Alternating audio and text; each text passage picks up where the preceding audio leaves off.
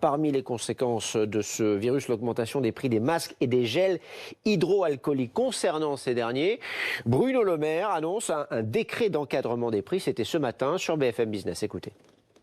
Je vous annonce que nous prendrons aujourd'hui le décret d'encadrement des prix des gels hydroalcooliques. J'ai demandé à la DGCCRF de faire le point, la Direction Générale de la Consommation et de la Répression des Fraudes. Qu'est-ce qui ressort des premières enquêtes? D'abord, c'est qu'il y a un manque de disponibilité des produits. En deuxième lieu, il y a effectivement des cas isolés où des prix inacceptables ont été pratiqués. Donc il faut prendre cette décision d'encadrement du prix des gels hydroalcooliques. Elle sera prise dans la journée. Je proposerai le décret au Premier ministre d'ici quelques heures. Bonjour Agnès Gianotti, merci d'être avec nous. Vous êtes médecin généraliste, vice-présidente de MG France. Votre réaction aux annonces du ministre ce matin, c'est une bonne chose ? Ah bah oui, ça c'est clair. Et c'est vrai aussi que les gels hydroalcooliques, moi j'en ai commandé il y a 15 jours, la livraison n'est pas arrivée, il n'y en a pas en pharmacie.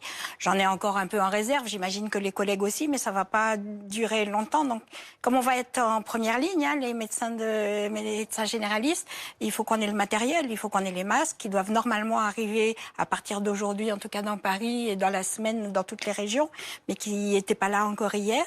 Donc il faut qu'on ait et les masques et les gels hydroalcooliques, enfin ce qu'il faut pour faire le boulot. La production française de masques est réquisitionnée, l'annonce a été faite hier par Emmanuel Macron. C'est utile ça ? Ah, non seulement c'est utile, mais c'est indispensable. Alors, il y a une question autour de quel masque on parle, parce qu'on nous a dit au début que les professionnels devaient porter des masques plus sécurisés qui s'appellent les FFP2. On nous dit maintenant que les masques chirurgicaux habituels ont la même efficacité. Nous, on veut bien, mais il faut qu'on nous le prouve. Donc, j'attends la communication ministérielle pour être sûr que les professionnels seront protégés. Pas tellement parce que j'ai peur de la maladie, mais c'est parce que si on tombe tous malades en même temps, qui va soigner les gens ? Il y a le directeur général de la santé qui a donc étayé son propos en disant que l'efficacité des masques classiques de anti-projection et les masques FFP2, donc plus techniques avec le petit bec de canard là, destiné aux soignants, avaient une efficacité comparable. Il l'a dit hier soir lors de son point presse et il s'est appuyé sur une étude publiée dans la revue scientifique JAMA pour dire qu'il y avait eu un essai comparatif de soignants exposés à des maladies qui se transmettent par gouttelette et qu'il n'y avait pas eu de différence de contamination pour ces soignants. Bon, qui nous le prouve, quoi.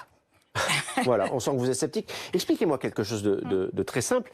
On nous dit depuis plusieurs jours, plusieurs semaines même, que les seules personnes qui doivent avoir accès à ces masques sont le personnel soignant, parce qu'ils sont au contact des malades et que ces masques ne servent à rien si on n'est pas malade pour se protéger.